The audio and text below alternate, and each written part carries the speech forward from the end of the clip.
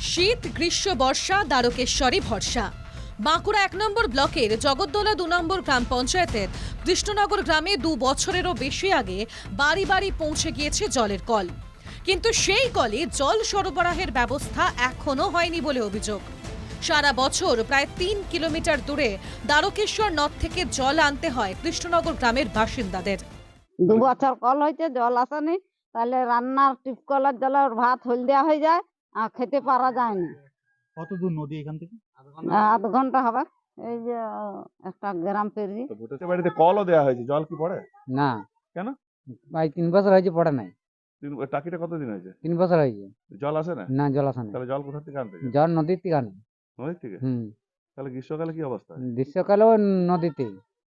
নদীর ভাষা? বর্ষাতেও নদীতে আনে। কৃষ্ণনগর গ্রামে রয়েছে 100-রও বেশি পরিবারের বাস।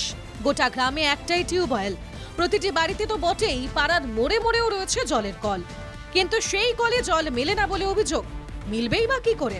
জলের ট্যাঙ্কি তো ভেঙে পড়ে রয়েছে, পাম্প হাউস তালা বন্ধ, সেই তালায় জং পড়েছে, জলের পাইপে জড়িয়ে রয়েছে আগাছা। কৃষ্ণনগর গ্রামে জল সমস্যার এই চিত্র ধরা পড়েছে এনকেটিভি বাংলার ক্যামেরায়।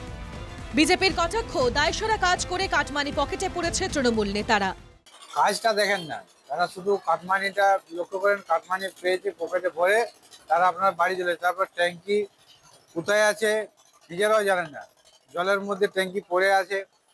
সাধারণ মানুষ, যে মানুষের জন্য যে কাজটা করা হয়েছিল, যে বাড়ি বাড়ি জল পৌঁছে দেওয়া, সেই কাজটাই তো হয়নি।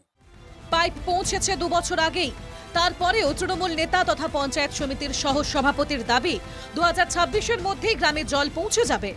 আমরা 2026-এর আগে তো সমস্ত জায়গাতে সমস্ত গ্রামে পানীয় জলটা পৌঁছে যাবে। আর যেটা আপনি বলছেন ওটা একটা ছোট্ট ঘটনা, কোনো কারণে কোনো প্রাকৃতিক বিপর্যয়ের ক্ষেত্রে হয়তো পড়ে আছে। আমি ইঞ্জিনিয়ারের সাথে কথা বলেছি এবং আমরা চেষ্টা করছি খুব দ্রুততার সাথে ওই জায়গায় পানীয় জলের ব্যবস্থাটা করে দেওয়া হচ্ছে। একটি নলকূপেই ভরসা কৃষ্ণনগর গ্রামের 500-রও বেশি মানুষের। এক বালতি জলের জন্য সেই কলে কার্যত লাইন দিতে হয়। গ্রামবাসীরা বোঝেন দূষণের কারণে নদীর জল ব্যবহার করা স্বাস্থ্যের পক্ষে ক্ষতিকারক, কিন্তু কোনো উপায় না থাকায় আজও দ্বারকেশ্বরী ভরসা কৃষ্ণনগর গ্রামের বাসিন্দাদের।